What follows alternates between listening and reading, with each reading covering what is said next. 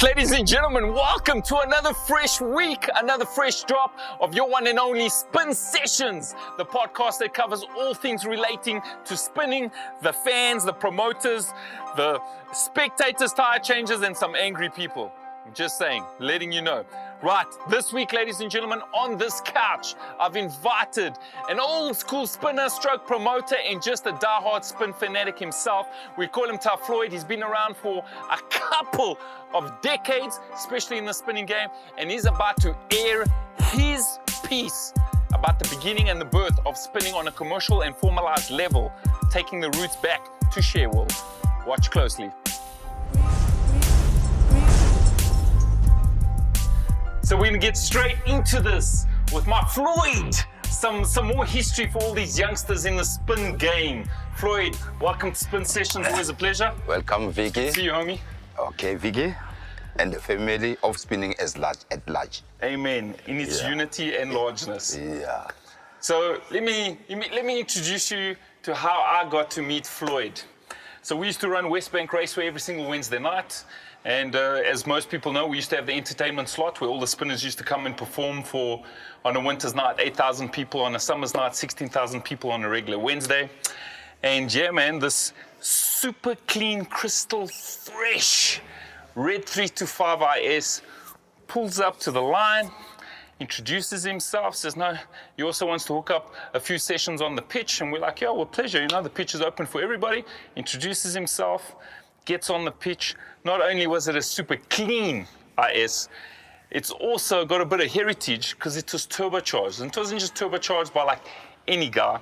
Back in the day when the ISs were released in 1990 to 1992, there was this development company called Alpine Developments, and they actually turbocharged several E30 325 ISs in small numbers. And this man here still drives that car. He actually drove it into studio, well, not into studio, but into the parking lot. I was actually behind him. And that is the story of how I got to get to know you. So tell us how you got to know and get into the world of spinning. Yeah, I started as a spectator. Where? Myself. Where were you spectating? In spinning events. Okay. Yeah, but it was illegal. You can name them, Maritzburg, Industria. West Side. Yes. Everywhere. Nasrec, everywhere. Simba, everywhere. Yeah, Then we know them remember, well. it was illegal. So I socialized myself with the spinners. Okay. Then I started socializing myself with the spinners. While I was socializing with the spinners, then I became a spinner myself. Okay. Right. When I was a spinner myself, keep on socializing with the spinners, I introduced brotherhood. Remember those days, people were having grudges, which I was not involved with them. So We're still in those days. yeah, There's still those grudges days, in spinning. yeah. But those days, Yeah. they were not fighting about this money thing, Oh, no, yeah. Yeah, There was you no see, money. They were fighting about territories, things like that, For sure. So when I introduced brotherhood, that's when I got respect from the spinners themselves. Which spinners were you socializing, or which spinners were you chilling and participating in spin events, whether they're illegal or insecure fences back then? Who you were rocking with? I can name people like Malbonge, Zakele, Tuguza, Obet. The list is long. Yeah. And then, so I was the spinner as well, right? Till when I was a spinner, it was when the police were chasing us. You see that? That is one of the biggest problems with illegal spinning. Yeah. First of all, we know it's all illegal. Yeah. Back in those days, Floyd, there was no venues. Yeah. There was no Wheels and Smoke. There was no Spin City. There was no venue. So people used to spin on the street because there was no other option. There was no ShareWorld as well. ShareWorld, where I believe it started to commercialize the game of spinning. Yeah. So that's why the cops were doing what they do, their job, right? Yeah. So because the spectators themselves, that's the one who make us possible to spin illegal. Because when the cops come, they make confusion so that you can run away. Okay. Because always the spectators, they came first on all these venues. Right. Unfortunately, the authorities become more clever. They wanted to kill this illegal spinning at all cost. And not just the spinning, because Yeah. spinning back then was very much associated with illegal drag racing. Exactly. Because that's pretty much where we come from, where I come from. Exactly. So wherever there was illegal drag racing, the halftime show would always be the spinners. Exactly. So then the authorities then adopted a new strategy whereby they will come first on all these venues. So that when we come, the spectators are not there. We can't even do anything. They counter us. So there was no spinning anymore. So they would already be at the venues or the All designated the time, venues. all the time. And they know all the dates. They know all the days when we are going to spin. That's when the spinning got dead end. So we're talking between the years of, let me try and recall, between 2003 to 2005-ish, round about there, right? Yeah.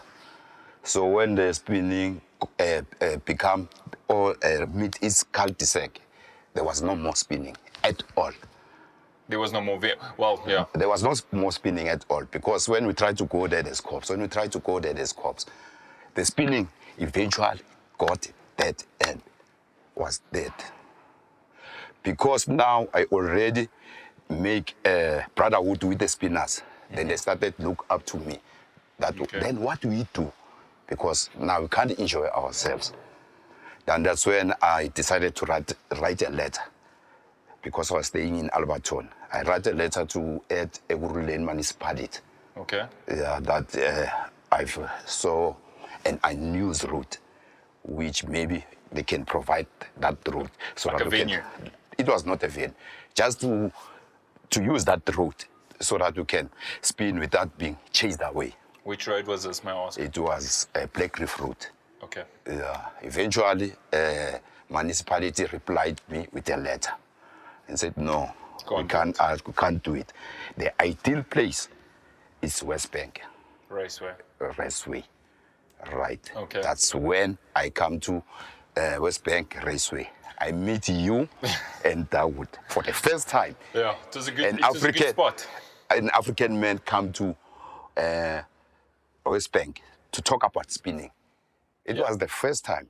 Then I come to you, I spoke to you, I gave you the letter. I think by then you sent Dawood upstairs because there was an upstairs there. Then eventually Dawood came back and said, the people up there, they've allowed us to do what I want us to do. Yeah.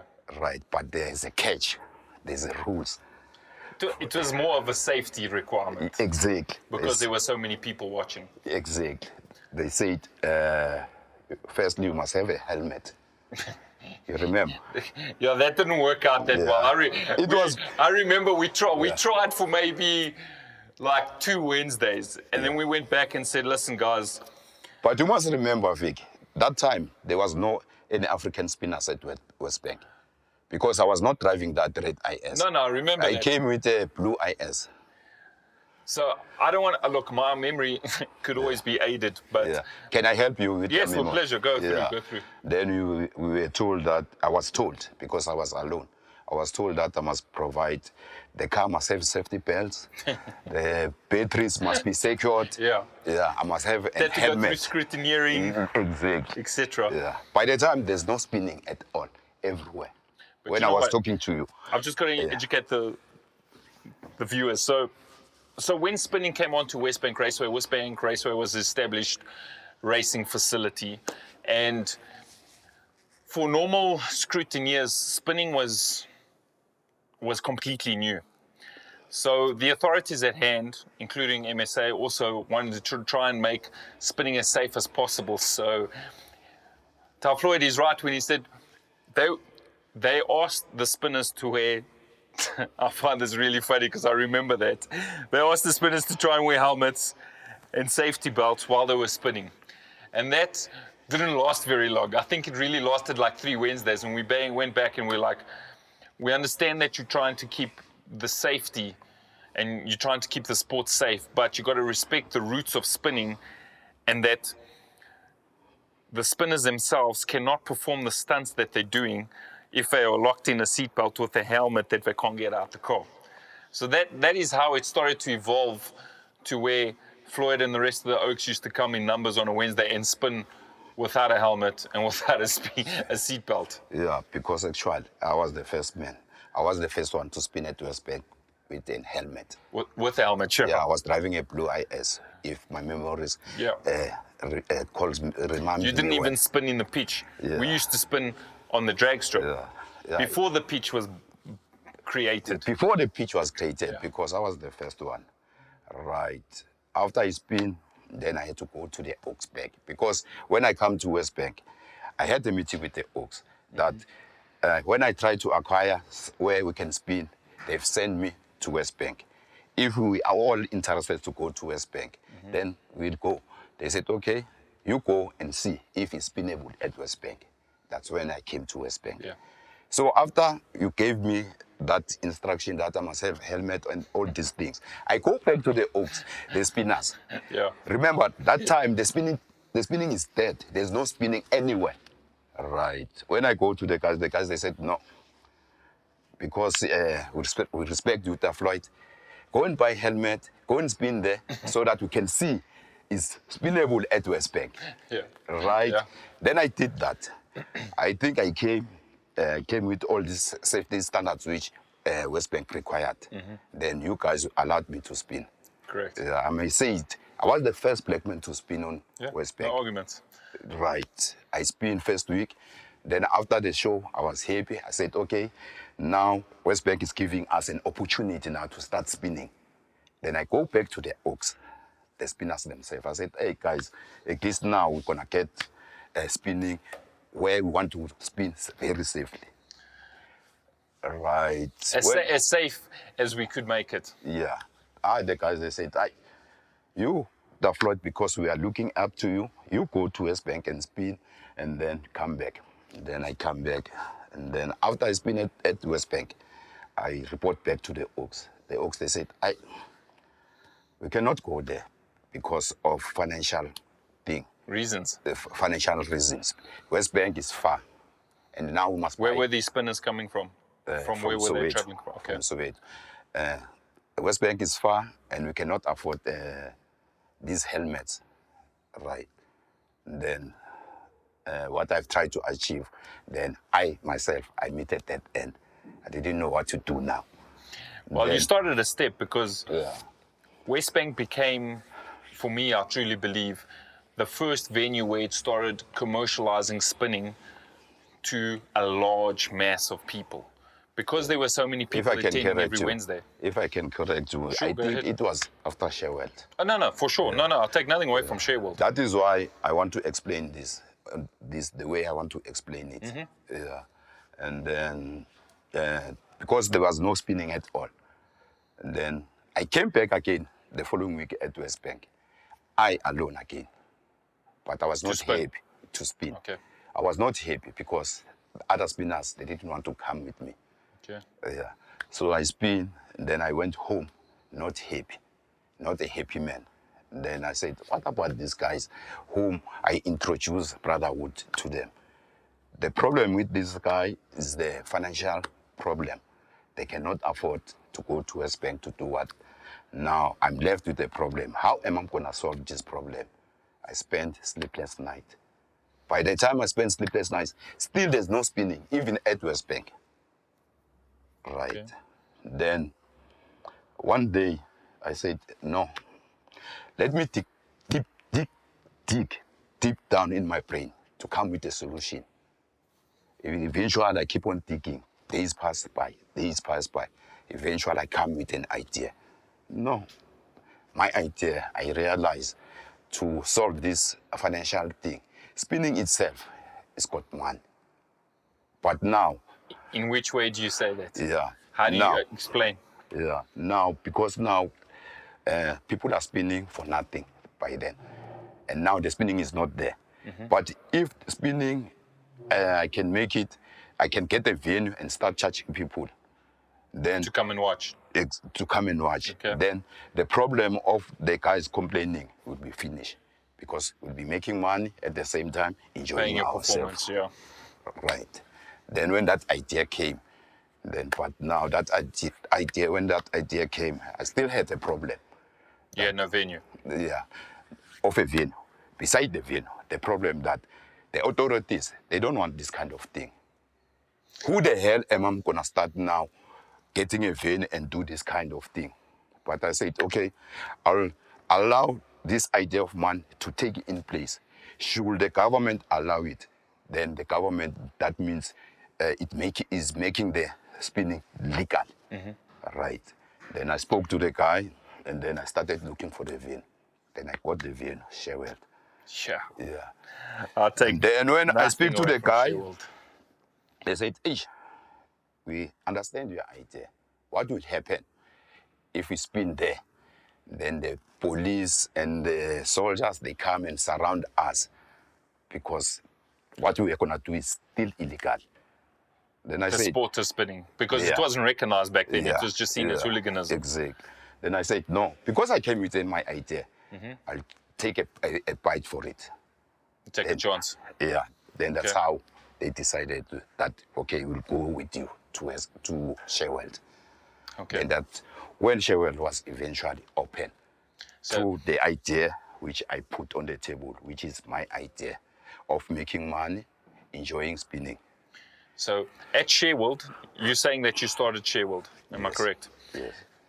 From the initial event or the initial day that Sherwold opened its doors, did you start paying the spinners already? Yeah, because I put proposal to them that we're gonna make money. Then I make it as a stock for that thing. Okay. All the gate takings will go to each and every one, each and every week. Equally after Equal. expenses had been paid for. Exactly. Okay. Yeah, that's how the Sherwood was born. So what spinners were spinning for Sherwold from initial opening? Because I remember what I saw there, but I want you to educate the viewers who was spinning right there in the beginning at Sherwold. Yeah, we can call it was me, myself, Yaya, Feye, Fair. Ubesi, Malbonge, Zakele, Triple D, Sure. Legends, you're calling names. Legends, yeah. Ubesi, Zakele. Let's talk about a little bit about Bubeshi. So, you know, we got to get Bubeshi on this couch. Like, Yeah. it's going to happen. We're going to get him on this couch because Bubeshi holds a lot of roots of spinning. I'm not saying spinning started with Bubeshi, but when it comes to stunts and jumping out of a car and doing a Jordan and doing all that stuff, I personally credit the birth of that to Bubeshi. Like he started it. He was the first man I saw jump out of a car, and he was pretty much the first man most of us as diehard fans of spinning saw jump out of a car. Were you there that first night that he jumped out of the car? I remember he had the cabriolet, the gold cabriolet, besides the white tires. Yeah, because in short, it brought innovation on spinning. Yeah, by jumping absolutely. out. You see, that is why I'll explain to you that spinning itself, I didn't start spinning. No, for I sure. came out with an idea, the very same idea which changed the cost of spinning forever. Which the idea, all the promoters now, organizers, everyone, which is investing on this idea, which was my idea. That's what I've done for spinning. A step, I want to say a step in the journey of the evolution of Exact. spinning. Exactly. How long did Sherwold run for? If I'm not mistaken, it ran for a year. 1 whole year. Yeah. Why did it close down? Because it was so successful. It ran on a Thursday, if I stand to be corrected, if I remember correctly. Yeah, it was because there were this thing that in future there'll be World Cup coming. Oh, they needed, yes, Yeah, they needed so the grounds. They don't demolished want, that. They didn't want anything which is going to disturb them. They also Disturb used them. the grounds. I think they leveled it and they made the parking lot for the F&B because the World Cup was coming. Yeah, because we must remember this World Cup was planned years before Yeah, absolutely. it came, you see. I remember that actually, now that you triggered that. Exactly. So Floyd, where have you been pursuing your energies in spinning since Sherwold has obviously come to an end since then? Yeah, because I'm waiting for these guys who are pursuing spinning forward. Because you must remember, when I introduced a Sherwood, spinning, in fact, I legalized spinning because the government didn't give a damn about it. They didn't object it. I don't wanna say- the thing is, it's only that it was not formal, but it was legalized. Because I think you introduced maybe the very first few steps Yeah. to government recognizing Exactly. that spinning is going to be eventually become a sport, or a recognized sport, which it was in 2009 or 10 by Motorsport South Africa, and those were the early days. We're talking about the years of 2003, 2004, and 5. So I definitely agree that you developed those first steps of maybe formalizing spinning in a structured way, where it was in a safer environment with barriers and some sort of formalization. Now, you've been around for a while. You've been to many spin shows. I've seen you plenty. How do you see the evolution of spinning to where it is now? You know, you've been to big events where Oaks are pulling 22,000 people into an old athletic stadium. You've been to small events where Oaks are spinning in a glorified backyard in the back of Shoshenguve. That place was tiny and it used to pack out. How do you feel about the evolution of spinning to the current events that are being held now? Yeah, because that was then an idea that spinning must grow. No, and it did. Yeah, It has. and it did. That is why I still say the people who try to make spinning after Sheffield legal, it was eventually going to be legal because day one spinning was legal at Sheffield. Yeah. The only thing, it was not formal. The people who are trying to say spinning is legal, want to make it legal, it was already legal. Only what they've done, they formalize it. But eventually, even if they didn't go to government, because the setup was already there, the government was going to formalize spinning.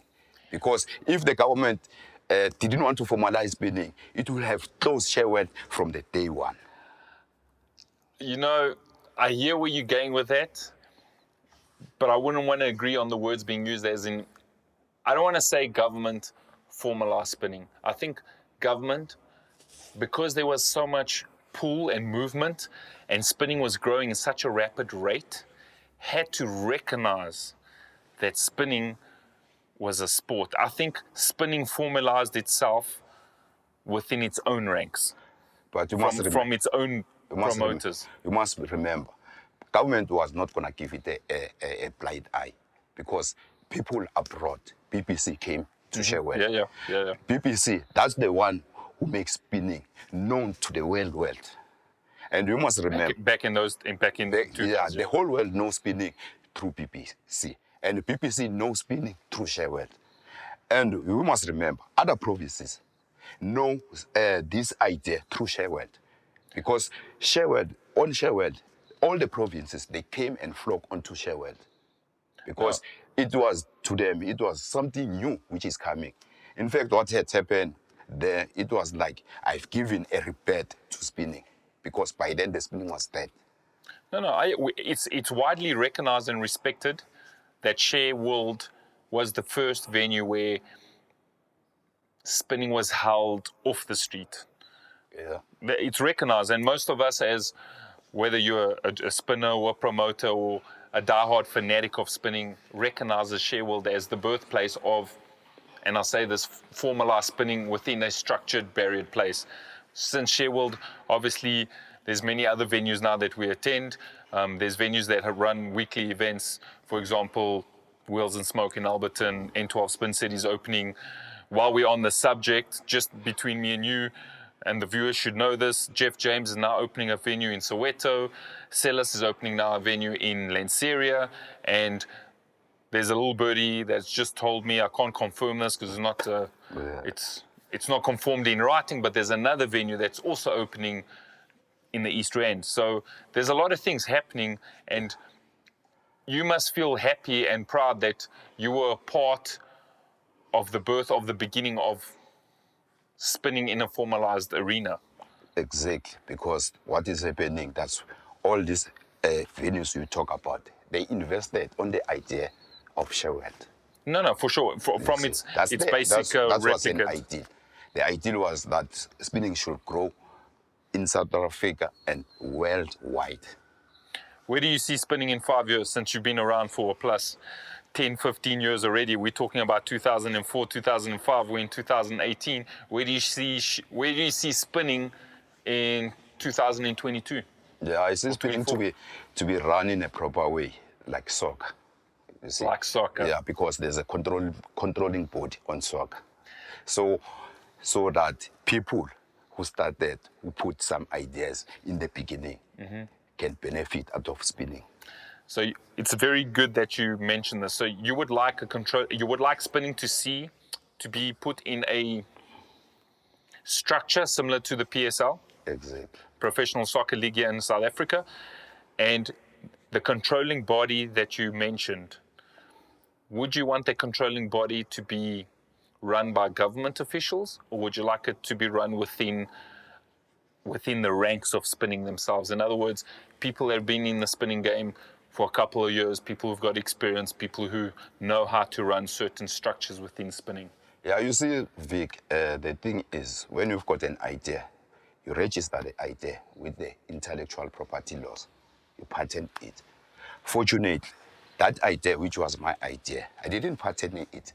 It became an offense idea. That's when you get people fighting over it, you see. So now, I personally, I want to take that idea and take it back where it belongs, so that people must stop fighting about this idea, which is not their ideas. And then so that I will take this idea to the relevant people who will control the sport in a right way. Who are those relevant people in your eyes that control the sport in the right way? Like, for instance, the investors. Like motorsport, if you want to invest on this spinning sport, then I can go to them and take this idea so that it can be controlled on a right way, even so that I myself, as an idea, benefit from it, and the people whom I started with this, who helped me to act on this idea, also benefit. I'm talking about the legends of Sherwood. I'm talking about class of Sherwood. So I'm getting a feeling that you somehow remorseful or angry that you have not profited or been respected for starting or having the first steps of formalizing spinning like you did with Shareworld. Are you angry that people have not credited you, or that you have not been able to monopolize or formalize spinning in a better way? Yeah, you see, when people talk about spinning, most special promoters, they say they are investing for spinning. Correct. In fact, you cannot invest for spinning. If you invest something, if you invest money, you invest out of profit. They don't talk straight that I invest on spinning so that I can profit. You know, Floyd, I respect you as my elder, but I can't always agree with what you're saying right here, because I do believe there's a lot of people who invest in spinning, not just financially. Yeah. There's a lot of people that have invested their life, their energy, their hours, their time, their coaching. You know, there's a lot of young spinners that are like on their A game, and they've been coached by elders like yourself, and there's a lot of different investment in spinning. I don't want to say that people just invest in spinning for profit. Yeah. You know, I believe, you know, I'm very, very passionate about spinning. You know, I've been there from, I don't want to say from day one, but I've been there and I've seen the long journey we've traveled as a community of spinning. So I don't want to, I'm not here to argue or anything, but I do think there's truly other people that have invested in spinning for the right You are definitely ways. right. That's what I'm fighting for. The people who are getting profit, they must look after those people you are talking about with the as a whole. Okay, no, I agree with that. You know, which I invested. I don't want to mention brands, but how many times people have called me to consult for big corporates, big multi-million-dollar international corporates, that they want to get involved in spinning, because now they say, hey, you know, spinning is the fastest growing sport in Africa. We want to be the first brand to attach ourselves to spinning like Reebok did to CrossFit. And Vic, we want to know how we can get involved. And my first thing is like, take a step back. First of all, I will do everything within my power for you not to just be a fly-by-night. And I don't want to use this word because it's quite an aggressive word, but how can I not use that word? I don't want any corporate to get into spinning and misuse what has been built from the ground up with no interaction of no money of any corporates and come and brand spinning just for their mutual or just for their profit and financial gain. I will not, me as Vic Pardal, will not let that happen within my power. If you as a corporate are coming to invest in spinning, you need to invest with it with good intentions. You need to build the venues, you need to build and nurture the talent so that our talented spinners can go and compete overseas in big international events. So for me, I agree with you. Like, I'm all about investing in spinning as long as people aren't investing just to get their brand out there, using spinning and just taking and not giving back. Like, me, myself, within all my power, will never, like, try my best never to let that happen. Yeah, but what is happening on ground level is the same thing which you want to fight. That the big investors, they shouldn't do this and this and this. But on the ground level, it's existing. It's still happening. You mean as in promoters, as in Yes, jumping on the gravy train and trying to make events for money? organizers, Exactly. Look, you're going to get that in any sport, or you're going to get that in any... There's always people trying to, make a quick buck. Yeah. And, someone who comes to the spinning, like a big successful spin event for the first time, they automatically go, oh, my man, sure, there's 20,000 people, they each paid $100. Boom, boom, boom. Everybody sees dollar signs. What they don't realize is that promoter and his team have been building that event for the last 6 months. They've got costs, they've got expenses that incur on the monthly basis. I also get very angry, same like you, when I see people getting involved in spinning just to make quick buck or just to make good money and then take the money and out. Yeah, that is why I said, even if it had evolved the way it had evolved, but you must remember, the idea that given that what had evolved, that's the idea, which it was my idea. Not spinning, the idea which you see today. The idea where you see people now are investing. When the people are investing on my idea with my fellow other spinners who acted on that idea. So that is why if God allows me, eventually maybe I'm gonna patent it and make it a copyright, so that I can benefit and my fellow spinners, the shareholder class, also benefit. Sure, Floyd, I'm going to be honest here, and I'm all up about you pursuing personal dreams, as everybody. One of my logos and things that I live by is always keep pushing, no matter what, keep pushing. I do think that maybe you've waited a little bit too long for you to pursue this. I think you should have jumped onto this straight in the beginning. I know. But at the end of the day, if you're doing this for good intentions for spinning as a whole, then I wish you well. As long as it's not just for some sort of financial gain or profiteering, I wish you well. If it's got to do with profits and stuff like that, that's your own endeavor. May you pursue what you wish. In the first day when I opened a share world for spinning gain, not for myself. If I did it then, what will stop me to do it so that everyone must benefit? I wish you well, Floyd. You know me, bro. I'm not here to stop anyone pursuing their dreams. Okay. So how do you feel about the new talented spinners? Because ShareWorld started with a lot of spinners that maybe were, 35-year-olds plus. The guys weren't, 19s and 18s. Now you got a lot of spinners that are like 13, 11, 12, 14, 15. There's a lot of female spinners coming up. How do you feel about seeing such a young, talented kids spinning that have learned from legends that started in ShareWorld? Yeah, that is why my heart became happy. Because now I've seen, when I introduce my idea, what will give birth to the gen. Yeah, to the next generation, even for my great-grandchildren. Yeah. I'm very happy about that. Floyd, I just want to say thank you very much for being on the show, bro. It's nice to get a lot of insight about the history, about where spinning has formed, where its roots are, because there's a lot of viewers that are still young. The guys have just started, they're still in school, and it's good to give a little bit of history to where spinning has come in the last 15, 20 years. Salute, thanks a lot, Vic, to give Blessings. me this opportunity. Thank you. Once again, guys, this is what it's about, spin sessions. We're talking about current affairs. We're talking about things that happened about 15 years. We're talking about affairs and spinning and the history of how it came to be to the sport that you see at your local weekend or at your local events at the weekend. My name is Vic Pardal. Thanks for joining us on Spin Sessions.